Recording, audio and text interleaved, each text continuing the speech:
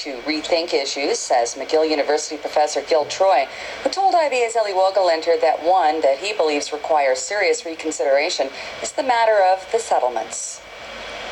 The big headline this week is Netanyahu is bringing shalom to the Middle East. He's bringing, if not peace, at least Sylvan shalom to the Middle East, with the Middle East peace process. And while we can joke about that, the truth is that every opportunity to me with a new government is an opportunity to try to rethink this issue. And one way I've been trying to think about it is that we fall into this box where we say, settlements are illegal, bad, foolish, unwise, and we should therefore give them up. Or we say settlements are legal, holy, perfect. And I want to make an argument that settlements are completely legitimate, completely legal, because if you go back to Jewish history, if you go back to the British mandate of the 1920s, if you go back to the San Remo Declaration, if you go back to the UN 1947 Partition Plan, all those pieces of paper, all those legitimate legal documents gave Jews rights to settlement anywhere between the Mediterranean Sea and the Jordan River. And no document has invalidated that.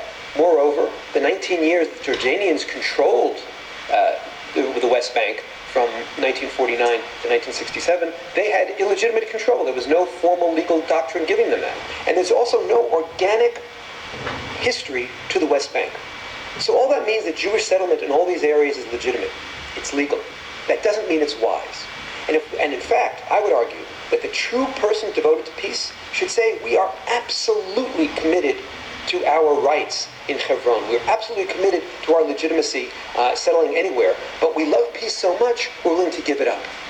We love peace so much, we're willing to sacrifice exercising those rights without renouncing those rights. By contrast, all talk from the peace camp, the so-called peace camp, comes from a perspective saying, well, we're brigands, we don't belong there, we stole Palestinian land, we violated the organic integrity of the West Bank, which never had any, and then I'm throwing you scraps, and we're skulking away. I don't want to throw scraps. I want to say, and it's both a negotiation tactic, but also I think it would change the dynamic in the conversation here, to say, if we could all agree on the legitimacy, if we could all agree on the legality, and if we could all point out that calling the settlements illegal is an attempt to make Israel an outlaw state and is very, very dangerous, and say, okay, now that we accept that, we put that aside, let's talk about the advisability.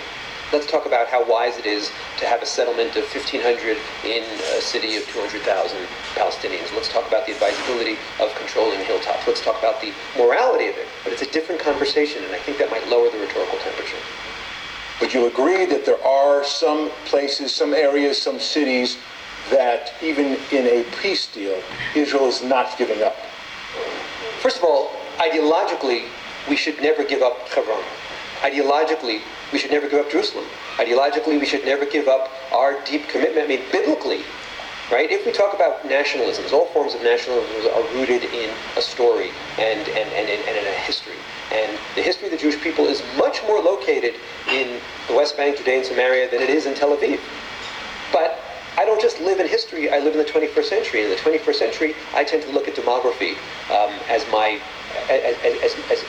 key line.